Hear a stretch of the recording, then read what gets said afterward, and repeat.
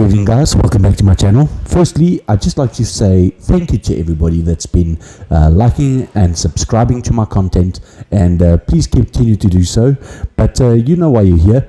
We are here to discuss the Springboks team selection to face Ireland this coming Saturday in that epic Pool B clash of the World Cup 2023, and this will be the decider, folks, that's going to say who's going to be topping that specific pool and would likely go on to face then the New Zealand team as it stands. So as it looks like, New Zealand will be second in their pool, in Pool A, so meaning that we will probably face them in the quarterfinals if we do manage to pull this upset. And I'm only calling it an upset because so many Irish people is going to be upset about this. But anyways, let's go through this. The Nuke squad is back, guys. These guys, I think it was maybe by design. It was initially by necessity, but I think it was by design eventually that this has actually given birth to a whole new era of how to pick your team, right? But let's get through it. Your props, Steven Kitshoff, Frans Malherbe, they are the go-to guys at the moment, right, to start a game. All right, so guys like Oxenchair, Trevor Nyakade, they are now the newly formed bomb squad. Okay, so Steven Kitshoff, Frans Malherbe to start, and of course in the center of them is going to be Bongi Mbonambi. All right, so of course Malcolm Marx is out with a knee injury, torn ACL according to my knowledge, and of course that means that Bongi Mbonambi is the starting choice, and he would be subbed off by none other than Dion Ferry, the flanker / hooker himself.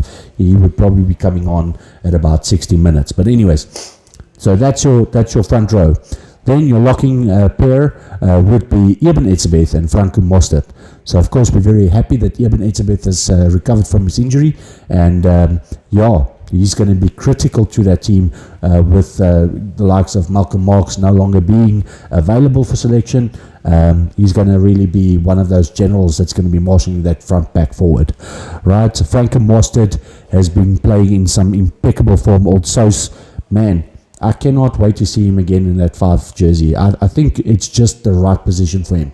And we all know that he plays very good in your flanker position, but I mean, we've got flankers covered as it stands. So, and I really do not want to lose Franco Mostert's ability to get around the field and do that work rate, disrupt that the opposition, and it's just he's really been playing in some good form. Then Siya Kolisi, the captain. Once again, of course, he still doesn't look like he were ever injured. So playing some of the best game of his life. And of course, we will be subbing him off at probably around about 60 minutes as well. And this guy plays his heart out for a very long time, and then you can see he gets a bit winded. I think, with that knee injury, he maybe lost a little bit of his fitness, even though it doesn't look that way. But I think we've got an ample guys to be able to replace him at that around about 60-minute mark. Pieter-Steph du Toit on the other side, of course, best form of his life, I think. He's been playing fantastic in those last couple of games. Really, I still pick him to silence the Johnny Sexton issue.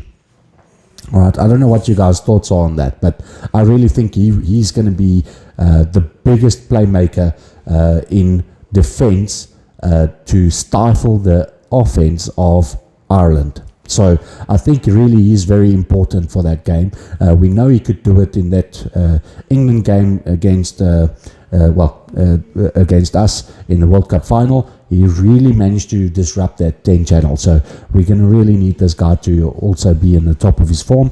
And then of course Jasper Wiese, the hard carrying high ball specialist, Jasper Wiese is he also impressed me. I mean, if you watch my previous videos, I was a bit skeptical of his form in the last couple of games that he's played. Dwayne Vermeulen for me was a bit better form wise, But Jasper Wiese in that last game that he played, he was fantastic. So I don't see a problem with him being in that 8 jersey, and he is in fact the guy that's going to be taking us forward. So we need to start backing him a bit better. Dwayne Vermeulen's obviously probably his last World Cup, and probably some of his last games he might even retire after this. So Jasper Wiese, really happy we're giving him a shot. Faf de Klerk, of course, on that 9 jersey, on your halfback pairing, along with Manie Libbok.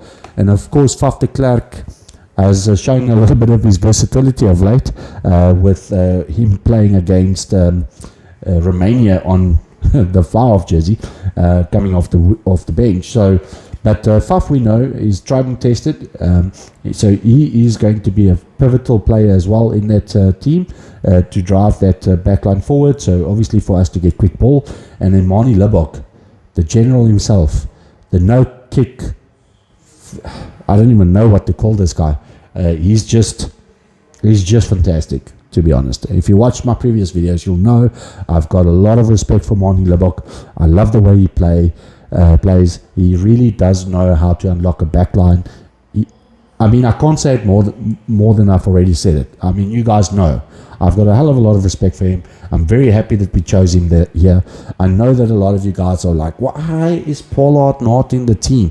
Listen, friend, okay, Pollard has played maybe 40 minutes in like a year. Okay, so really Manie Libbok is the only choice to go for. We have to make sure that Pollard, if he does come back into the fold, gets those practice sessions through, with the Springboks first, make sure that he's full fit, maybe come off a bench in maybe the Tonga game, and then we can maybe see, and then that can be a conversation as to where would we slot him in. Would we put him on fullback? Would we put him on centre? We don't know. But look, Manie Libbok, he's brought us this far. Let's give this man all the respect that he deserves, and of course all the backing that true South African Springbok supporters would do. So happy to see him there. Cheslin Colby, Kurtley Arendse, and Damian Willemse, your back pairings. So of course Cheslin Colby, World Cup winning, stepper of note, knows how to break a defensive line. Really, really amazing player, right? And good on defense as well. Kurtley Arendse, fantastic on defense, fantastic on attack, try scoring phenom. I don't even know what to call this guy. He's got so many words that's swirling around my head with this, because he's just fantastic of a player. And then of course, as I mentioned, Damian Willemse has also been really having the time of his life, it looks like, because he's really found some good form. He's been playing very well. Previous games was man of the match. This game that he now played on against Romania, also played a very good game. Really very good under the high ball, very good in defense, very good on his stepping. So really this man is the future, right?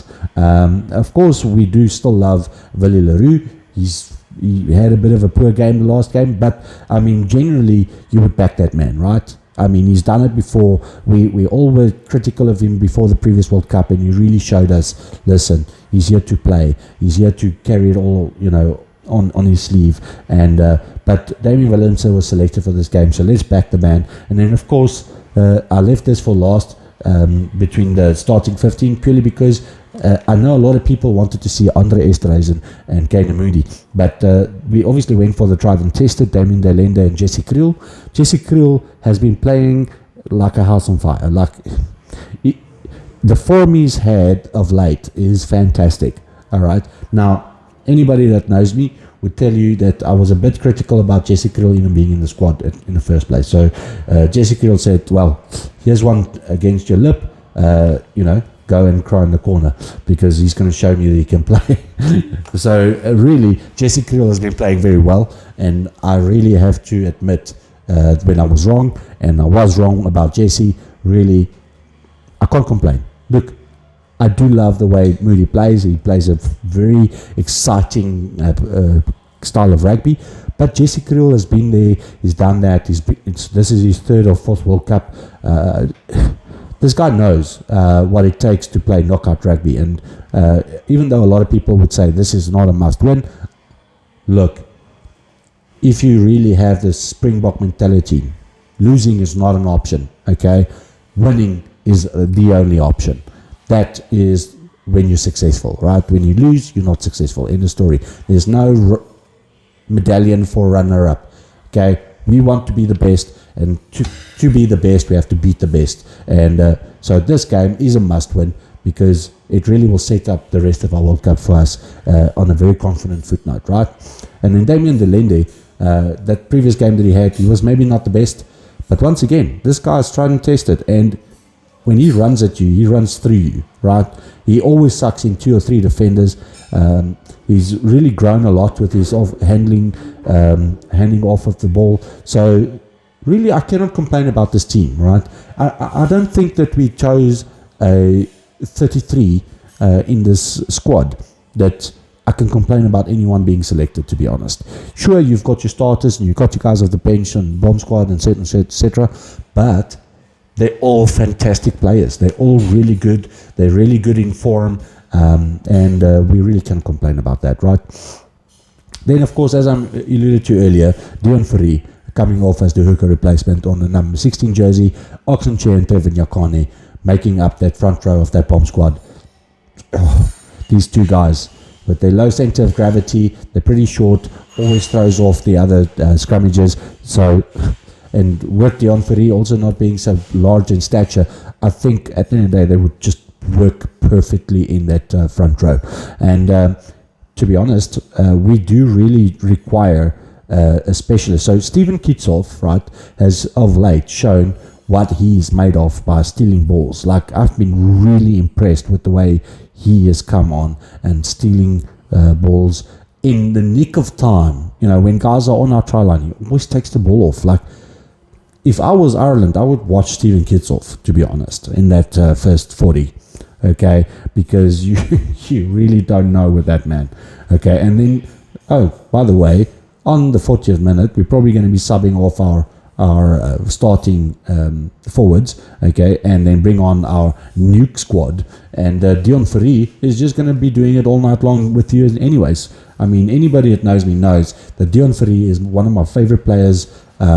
Just the way he conducts himself, the passion and drive, this guy must be having the time of his life, I must be honest, because when I just look at him, he just looks like a happy guy, right? So really, I know he's going to be a flippin' big nuisance to the Irish team on the breakdown. We know he also can't be moved. He's like a mini Malcolm Marx, mini in terms of his size, but not of his heart at all. So really, very good. John Klein and RG Snyman, of course, Munster partners, if you would call it that, locking duo, and of course they won the URC as well with their team. And these guys, I don't think they need an introduction, right? RG Snyman, the Viking himself, John Klein, really been playing fantastic rugby with the Springboks. I think he was really always meant to be with the Springboks.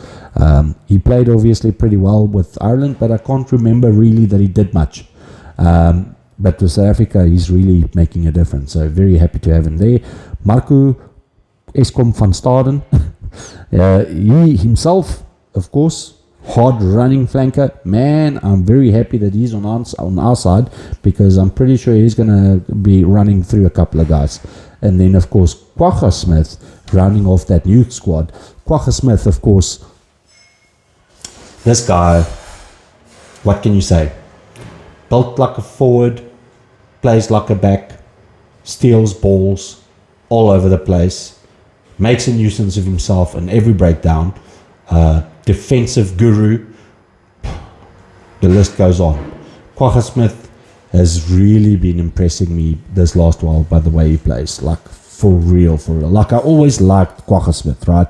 I always liked the way he comes off a bench and just puts some pace in and just like damages the attack of any team, right? He just like breaks all of their go forward.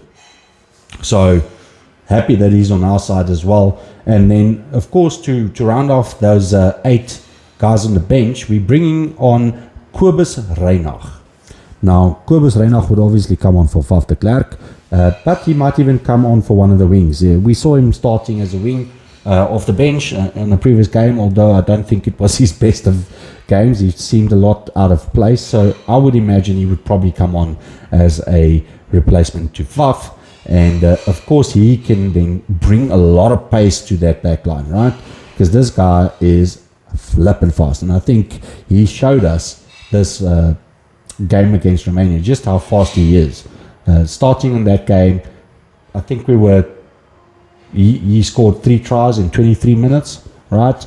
And of course he was part and partial of one of the quickest, if not the quickest, bonus point try in a World Cup game. I think it was like 12 minutes in and we had 4 tries. So fantastic player as well.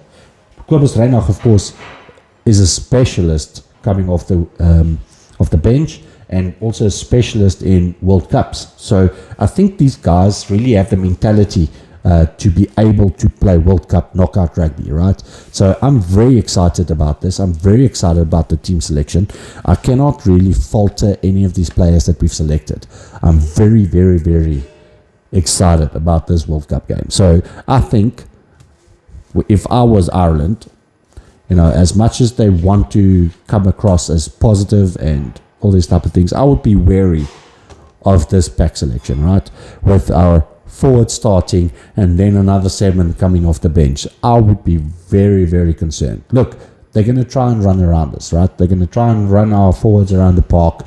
They're going to try and tire us out. But guess what? Once our forwards are tired, we've got more forwards. So what the fuck are you going to do? So it's going to be a tough one, I think, at the end of the day.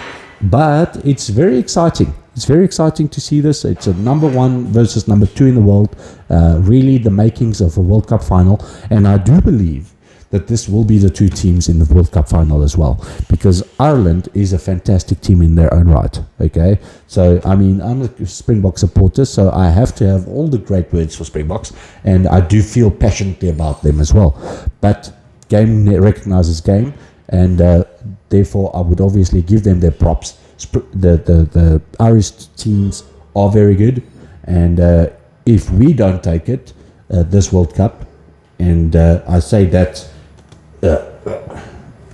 I don't want to really say it. All right, so if we don't take the World Cup, they would take the World Cup. That is my firm belief. I do not think France has got it in them. I know a lot of people believe in France. It's home field advantage, is in front of their own crowds. They're playing good game at the moment, but I just don't think that they've got it in them. It's a personal feeling. You can tell me your feelings, guys. What is your opinions? What do you think about the Springbok team? What do you think about who will be in this quarters victorious? Who will be in the semis? Who will be in the final? Who do you think is going to be playing that game? And more importantly, by how much do you think the Springboks is going to win this weekend? All right, guys. Thank you so much for your time. I'm always happy to see you here. Please hit that like and subscribe button, and I'll see you in the next video.